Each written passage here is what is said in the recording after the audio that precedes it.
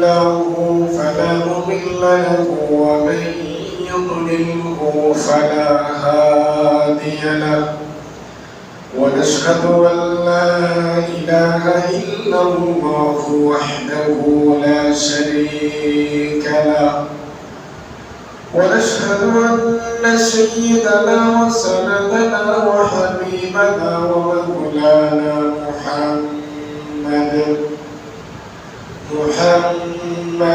عبده ورسوله صلى الله تعالى عليه وعلى آله وأصحابه وبارك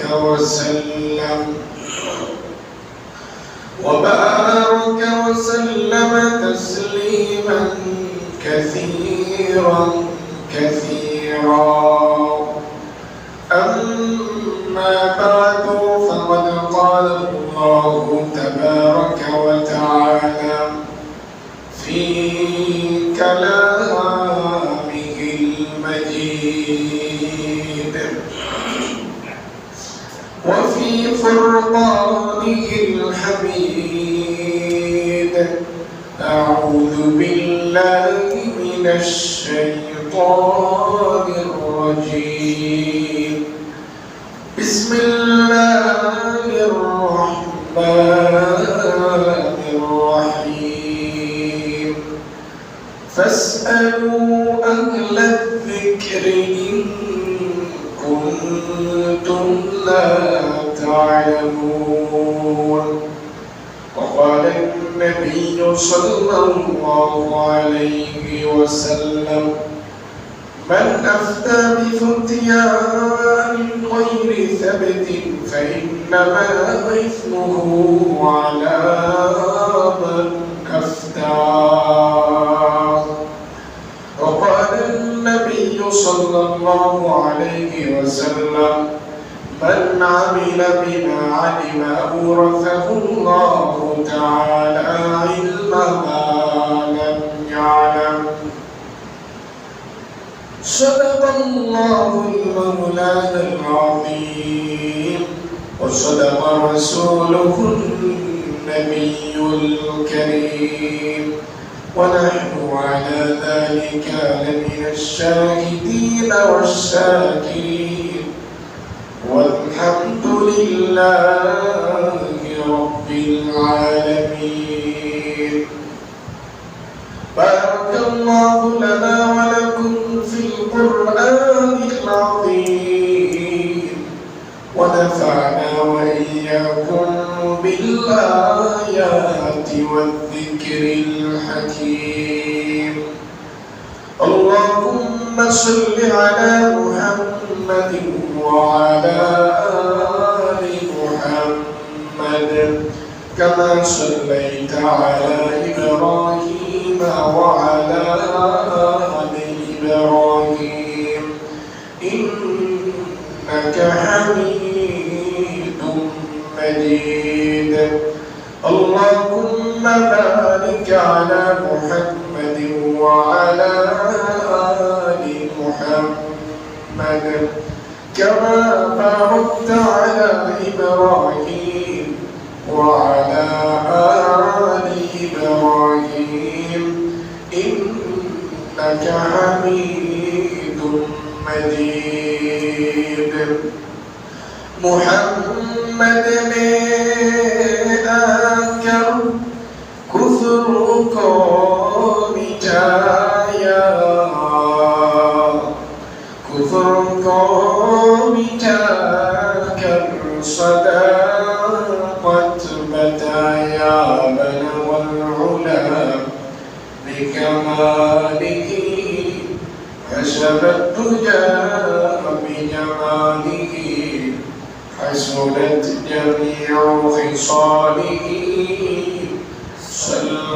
صلوا عليه وآله لا إله إلا الله لا إله إلا الله لا إله إلا الله لا إله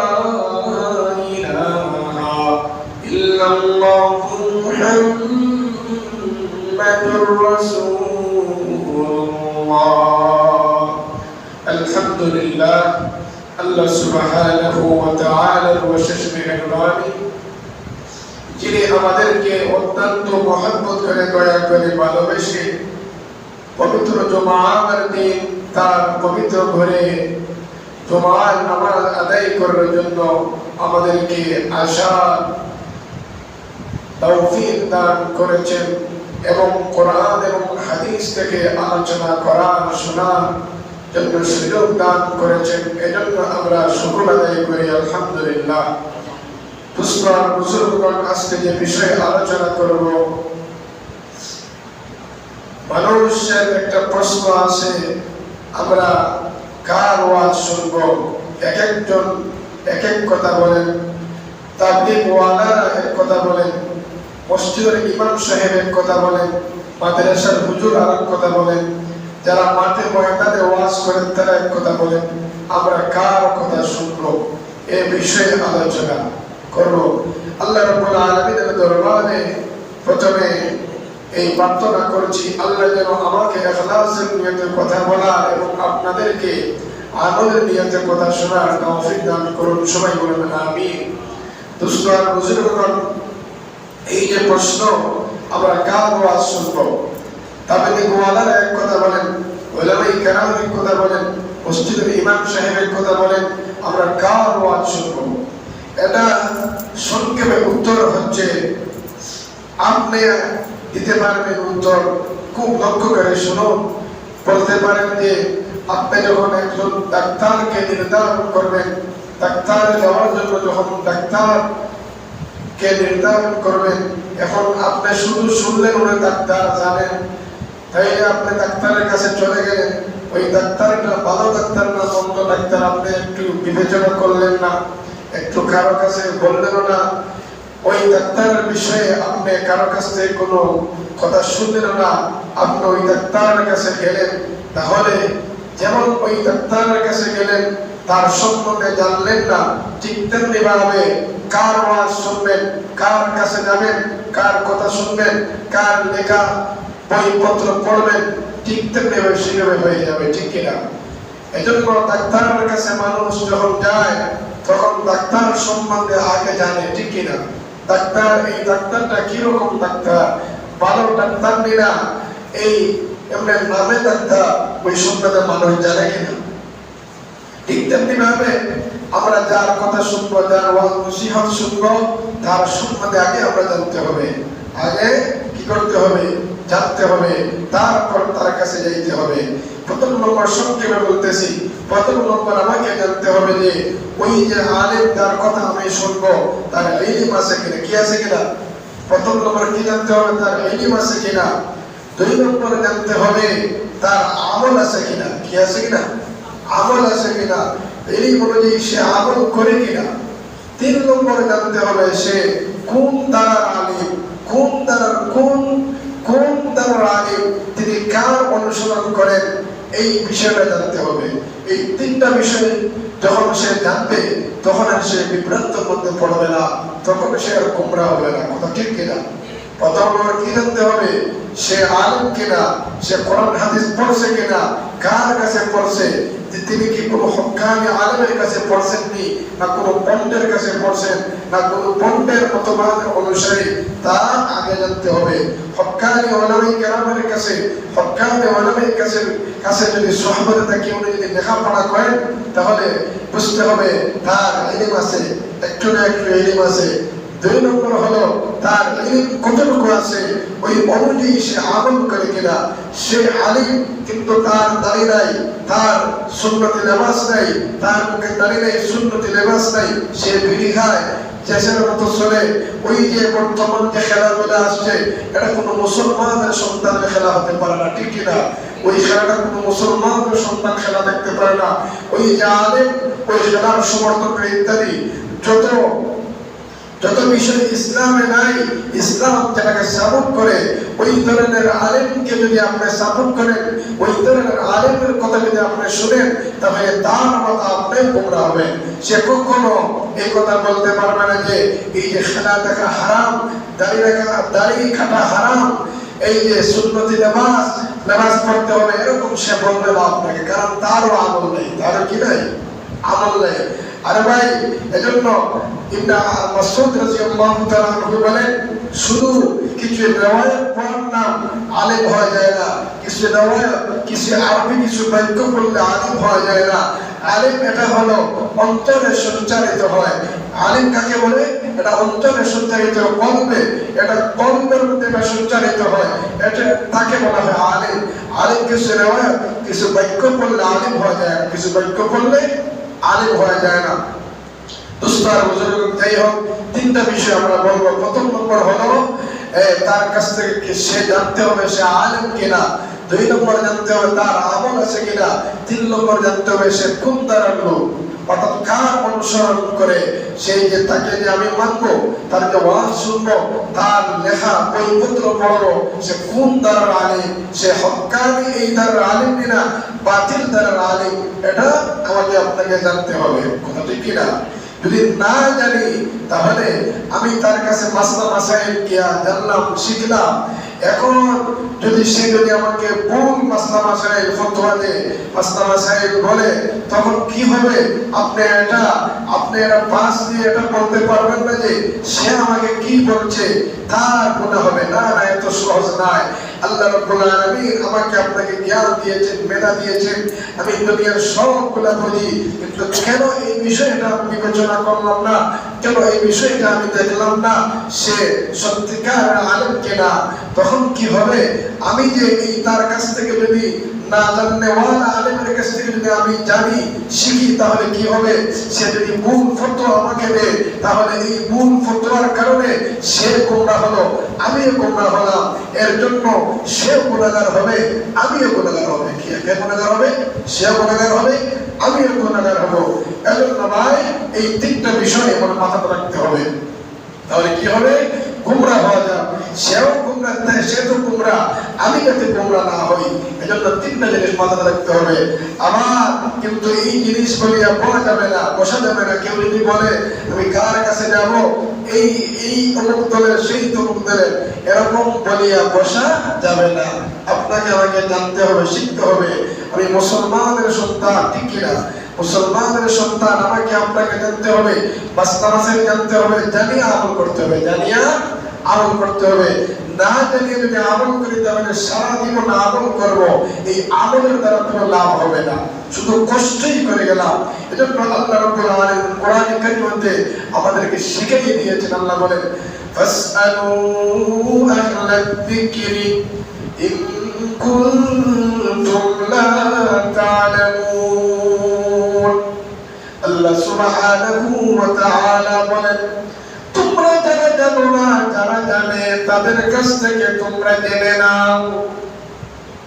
তোমরা যারা জানো না, যারা জানে তাদের কাছ থেকে জেনে নাও, তাদের কাছ থেকে জিজ্ঞাসা করে নাও, তাদের কাছ থেকে তোমরা জানো, তাদের কাছ থেকে তোমরা শিখো, তাদের কাছ থেকে তোমরা শিখো।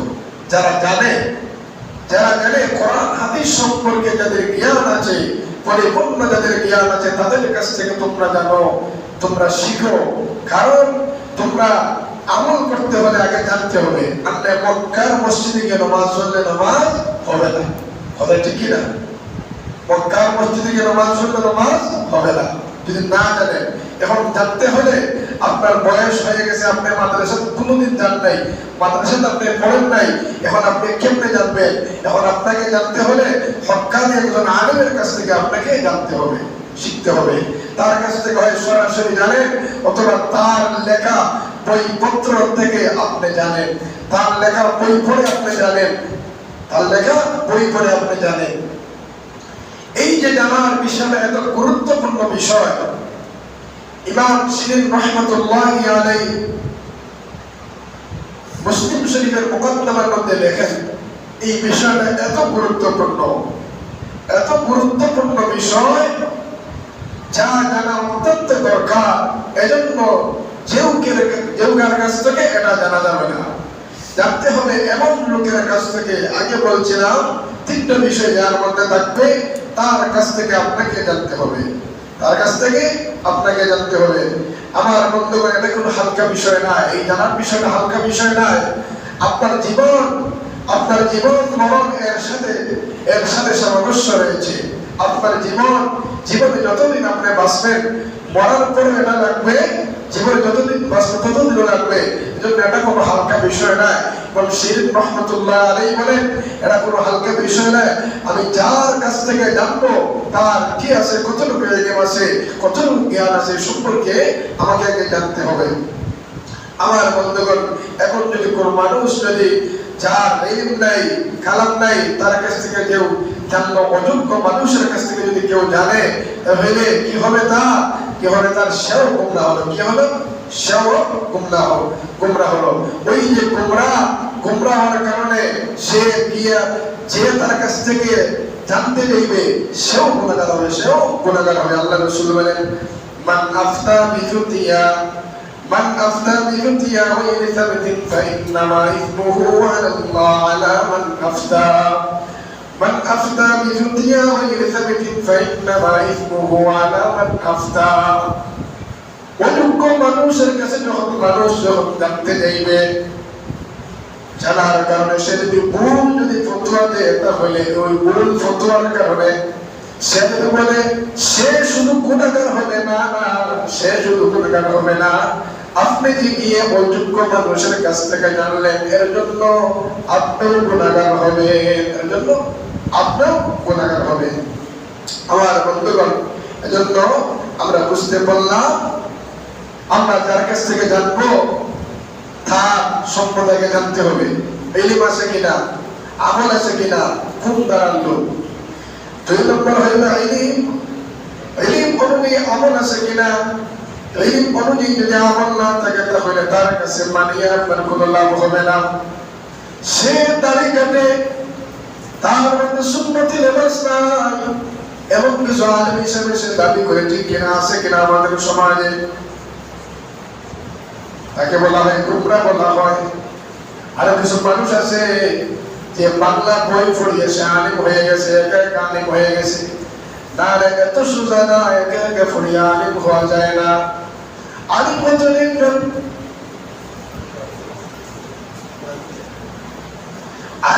হলে একজন হক্কানি আলেমের কাছ থেকে সে জানতে হবে, হক্কানি আলেমদের সোহবতে তাকে থাকতে হবে।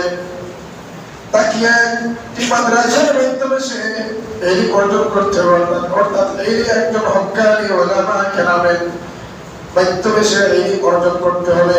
নাহলে সে তো বুঝবে না কোনটা সত্য কোনটা মিথ্যা, কথা ঠিক কিনা। আর যে ইলম অনুযায়ী যে আমল করবে, আল্লাহ রাসূল বলেন, মান আমিলা বিমা আলিমা আওরাসাহুল্লাহু তাআলা ইলমা মা লাম ইয়ালাম। আল্লাহ রাসূল বলেন যে যতটুকু ইলম আল্লাহ রাব্বুল আলামিন তাকে দান করেছেন, যতটুকু ইলম সে শিখেছে, ততটুকু ইলম অনুযায়ী সে যদি আমল করে, তাহলে আল্লাহ রাব্বুল আলামিন তার ইলমকে আরো বাড়াইয়া দেন। বলেন সুবহানাল্লাহ। তার ইলমকে আল্লাহ রাব্বুল আলামিন তার বৃদ্ধি করে দেন। অর্থাৎ যে ইলমগুলো তার জানা নাই, যে জ্ঞান তার নাই, ওই জ্ঞানটাও আল্লাহ রাব্বুল আলামিন তাকে দিয়ে দেন। বলেন সুবহানাল্লাহ। ইলম হলো একটা নূর, ওই নূর একটা আলো, ওই আলো আল্লাহ সবাইকে দেন নাই। আল্লাহ রাব্বুল আলামিন ওই ধরনের মানুষের ভিতরে ইলম দেন যারা সর্বক্ষণ গুনাহ থেকে বাঁচিয়া থাকে। কি থেকে বাঁচিয়া থাকে? গুনাহ থেকে বাঁচিয়া থাকে। আপনি কিছু আরবি ইবাদত করা শিখলেন, আর আপনি দাবি করলেন আমি আলিম হয়ে গেছি। না, এজন্য আমাদের আকাবিরগণ বলেন, শুধু আলিম এরকম হয়ে যায় না। আলিম হতে হলে একজনের নিষ্পদে থাকতে হবে, একজন হক্কানি উলামা কেরামের নিষ্পদে থাকতে হবে। মানুষ যখন আমল করে না, গুনাহ যখন মানুষ করে, তখন তার অন্তরের মধ্যে দাগ পড়ে যায়। কি পড়ে যায়? দাগ পড়ে যায়। আল্লাহ রাসূল বলেন, তার অন্তরের মধ্যে দাগ পড়ে যায়। ওই দাগটা পড়তে পড়তে তার অন্তরটা এক সময় একবারে কালো হয়ে যায়। কি হয়ে যায়? কালো হয়ে যায়।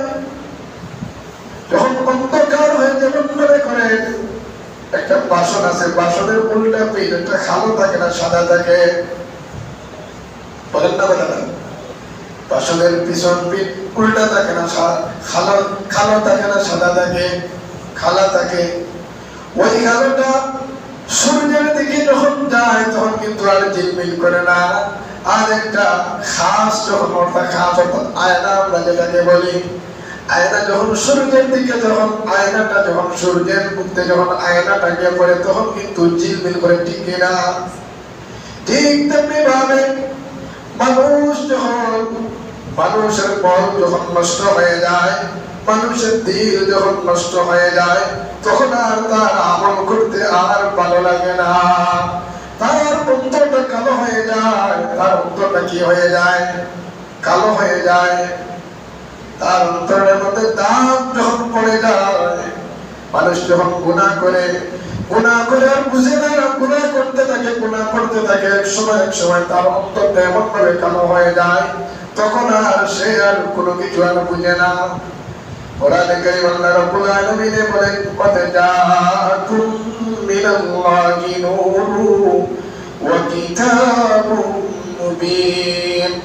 আল্লাহ রাব্বুল আলামিন বলেন, এটি এমন একটি কিতাব, সুস্পষ্ট একটি কিতাব অর্থাৎ কোরআনকে বোঝানো হয়েছে। এটা একটা নূর, এই আলো। ওয়া জাআলনাহু নূরা, আল্লাহ কি সম্পর্কে বলেন, আমি এটা নূর পাঠিয়েছি। আমার বন্ধুগণ, এই কোরআনে আল্লাহ রাব্বুল আলামিন আয়াতে বলেন, وَجَعَلْنَا عَلَى قُلُوبِهِمْ أَكِنَّةً أَن يَفْقَهُوا। এই আয়াতে আল্লাহ বলেন কাফেরদের সম্পর্কে, যারা কাফের, যারা বেঈমান, তাদের সম্পর্কে আল্লাহ বলেন তাদের অন্তরের মধ্যে, চক্ষুর মধ্যে আল্লাহ রাব্বুল আলামিন পর্দা দিয়েছেন। কি দিয়েছেন? পর্দা দিয়েছেন। অর্থাৎ তাদের চক্ষুটা অন্ধকার হয়ে গেছে, তারা আলো আর দেখে না। ওই আলোটা হইল কোন আলো? এই লাইটের আলো নাই, এটা হইল ইলম নামক যে নূর। ওই নূরের আলো সে দেখে না। সে যেদিকে তাকায় খালি মন্দ দেখে, খালি অন্ধকার, মানে মন্দ দেখে, খারাপ দেখে। অর্থাৎ খারাপ জিনিস তার ভালো লাগে, ভালো জিনিস তার ভালো লাগে না। যদি এটা কাফেরদেরকে আল্লাহ উদ্দেশ্য করে বলেছেন, একজন মুমিন যখন গুনাহ করতে করতে তার অন্তরটাকে যখন সে কালো বানাইয়া ফেলছে, এক সময় কালো বানাইতে তখন সে যদিও কাফের নাই, যদিও সে বেঈমান নাই, যদিও সে হিন্দু নাই, হিন্দুর মতো যদিও তার ঈমান আছে, কিন্তু সেও হিন্দু মানুষ। বিধর্মী যেভাবে নামাজ পড়ে না, বিধর্মী যেভাবে রোজা রাখে না, বিধর্মী যেভাবে আল্লাহর হুকুম রাসূলের তরিকা মানে না, ঠিক তেমনি ভাবে একজন মুসলমান হয়ে যায়। ঠিক কিনা? কথাটা ঠিক কিনা বলেন না ভাই? এজন্য আমল করতে হবে। ইলমের উদ্দেশ্য হইল আমল অর্জন করা। কি অর্জন করা? আমল অর্জন করা। আমল যদি না থাকে তাহলে এই ইলমের কোনো মর্যাদা নাই। আমল যদি না থাকে তাহলে ইলমের কোনো মর্যাদা নাই। আপনি সারা জীবন আপনি মাদ্রাসায় পড়লেন, এজন্য তালবীর যারা আছেন লক্ষ্য করে শুনুন, এই ইলম হইল এমন একটা জ্ঞান, ওই জ্ঞানটা আল্লাহ রাব্বুল আলামিন সবার অন্তর আল্লাহ দেন নাই। হাদিসের মধ্যে এসেছে আল্লাহ রাসূল বলেন, এই নূর যার ভিতরে গুণ আছে তার ভিতরে ওই নূরটা আল্লাহ দেন নাই। ইমাম শাফি রাহমাতুল্লাহ আলাইহির একটা ঘটনা আছে।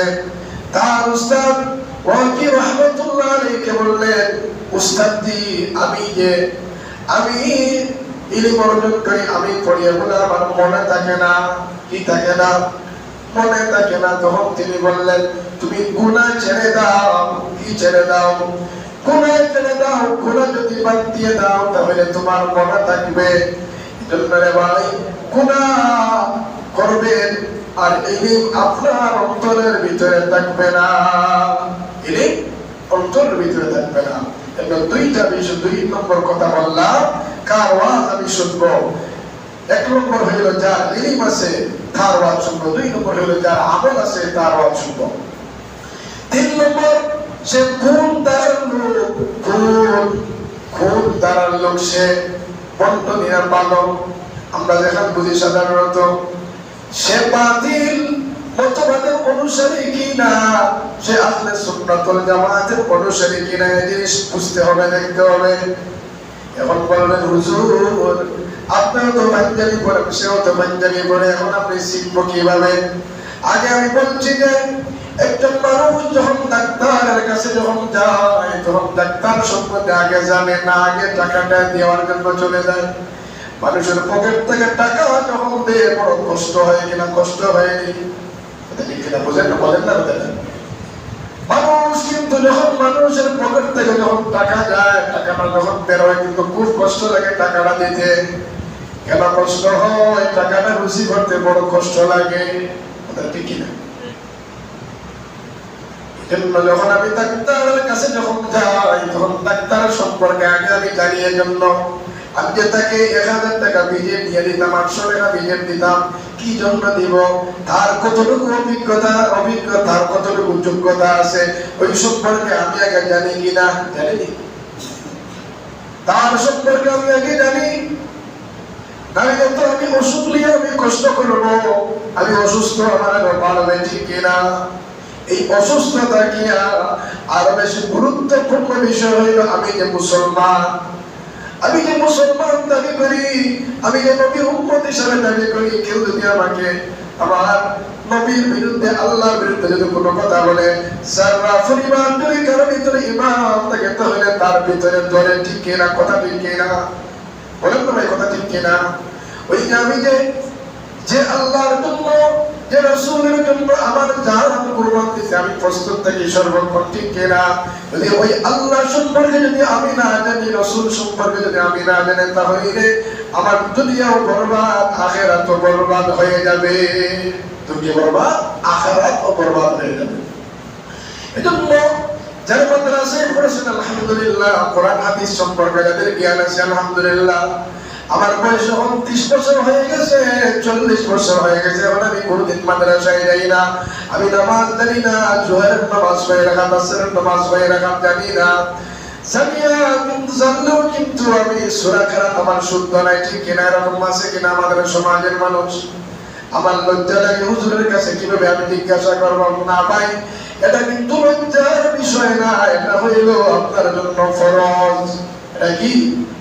আপনার জন্য ফরজ। কারণ আপনাকে আল্লাহ রাব্বুল আলামিন যে উদ্দেশ্য দুনিয়ার মধ্যে পাঠাইয়াছেন, এই উদ্দেশ্যটা আপনাকে পূরণ করতে হবে। এই উদ্দেশ্য আপনাকে দিয়েছেন, যে হুকুম, যে কারণে আল্লাহ দিয়েছেন, আল্লাহর হুকুম হইল আমি আপনি আল্লাহর ইবাদত করা। কার ইবাদত করা? এখন ইবাদত করতে হইলে জানা লাগবে কিনা? জানা লাগবে নি? কথা ঠিক কিনা? জানা লাগবে কিনা? এখন জানতে হলে হক্কানি উলামায়ে কেরামের কাছে জানা লাগবে কিনা? এখন যদি এখনো এমন মানুষ আছে, আল্লাহর বান্দা আছে, বয়স হয়ে গেছে 50 বছর, 80 বছর হয়ে গেছে, হুজুর আমি জানি না, আমাকে একটু জানান। এমন মানুষ পাওয়া যায় নামাজে আসে, নামাজ কিন্তু কিভাবে নামাজ পড়ে তাও জানে না। কথা ঠিক কিনা? তাকে বললে সে আর রাগ করে। আছে কিনা এমন আমাদের সমাজের মানুষ? ভাই, রাগ করার বিষয়টা নাই। দুনিয়ার যদি আপনি যদি কোনো জায়গায় আটকে যান, মনে করেন টাকা পয়সার বিষয়ে আপনি আটকে গেলেন, তখন কারো কাছে জিজ্ঞাসা করেন কিনা? জিজ্ঞাসা করেন কিনা? ব্যবসার জন্য জিজ্ঞাসা করেন, আপনার মেয়ের বিবাহের জন্য জিজ্ঞাসা করেন, ছেলের বিবাহের জন্য জিজ্ঞাসা করেন।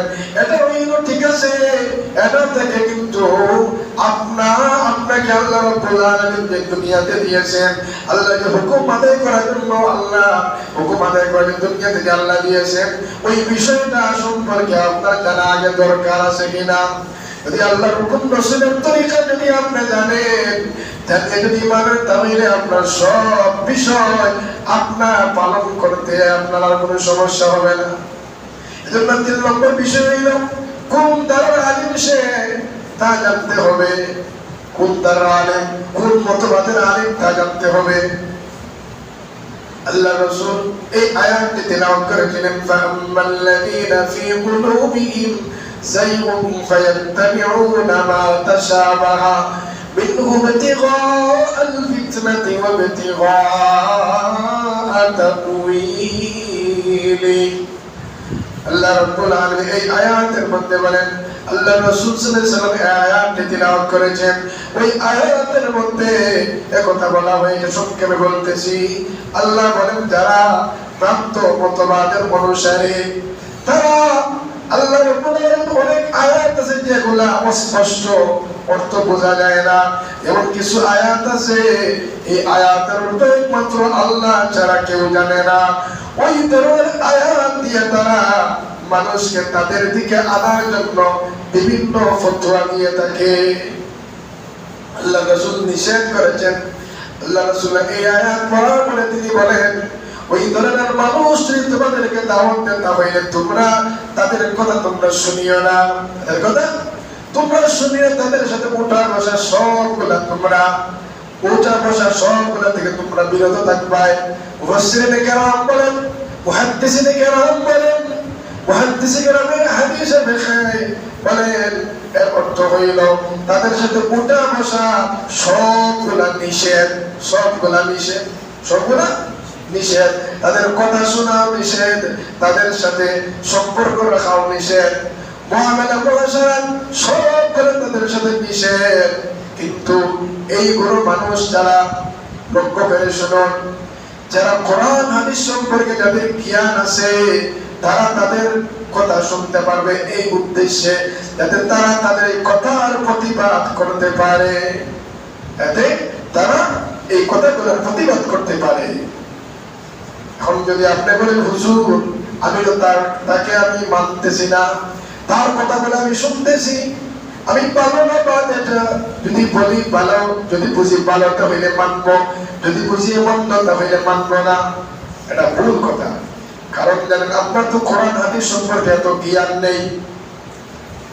আপনি তো কোনটা ভালো কোনটা মন্দ ওই জিনিসটা আপনারা যাচাই বাছাই করার তো ওই জ্ঞান আপনার নাই, ঠিক কিনা? কথা ঠিক কিনা?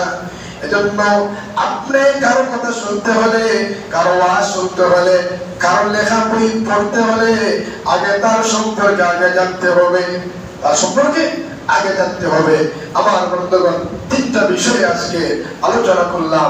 এই তিনটা বিষয়, প্রথম নম্বর বিষয় হলো আমরা কিন্তু অনেক সময় আগে ভূমিকাটা একটু বলি, তারপর বলে দেবো। ভূমিকাটা হলো আমরা অনেক সময় বলি হুজুর এক এক রকম ওয়াজ করেন, তাবলীগ ওয়ালা এক ওয়াজ করেন, ইমাম সাহেব এক ওয়াজ করেন, এই মাদ্রাসার হুজুররা আরেক ওয়াজ করেন, যারা ওয়াজের ময়দানে যারা আছেন তার আরেক ধরনের ওয়াজ করেন। আমার বন্ধুগণ, আমরা যার ওয়াজ শুনবো তার সম্পর্কে আগে জানতে হবে, আগে জানতে হবে। তিনটা বিষয় তার সম্পর্কে জানতে হবে। প্রথম নম্বর হলো তার কোরআন হাদিস সম্পর্কে তার কতটুকু জ্ঞান আছে এই বিষয়টা আগে জানতে হবে। জ্ঞান থাকে তাহলে তার কথা শুনবো। দুই নম্বর, শুধু জ্ঞান থাকলেও শোনা যাবে না। দুই নম্বর হচ্ছে তার আমল আছে কিনা, ইলম যে সে অর্জন করেছে সে অনুযায়ী তার আমল আছে কিনা। তিন নম্বর হলো সে কোন ধারার লোক, কোন মতবাদের লোক, সে বন্ডবীরের মতবাদের লোক কিনা, সত্যিকার হক্কানি ওলামায়ে কেরামের মতবাদের লোক, সে আহলে সুন্নাত ওয়াল জামাতের উত্তরসূরি যারা তাদের অনুসারী না, সে অন্য কোন বাতিল পন্থার অনুসারী। এই তিনটা জিনিস জানিয়া আপনি তার কথা শুনতে হবে, তার ওয়াজ শুনতে হবে, তখন আপনি আর বিভ্রান্তির মধ্যে পড়বেন না। নতুবা সে তো গোমরাহ হলো, আপনিও গোমরাহ হবেন, এবং তারপরে কি হবে, সে তো গুনাহগার হবে, আপনি নিজেই গুনাহগার হবেন। এখন কথা বললে চলবে না।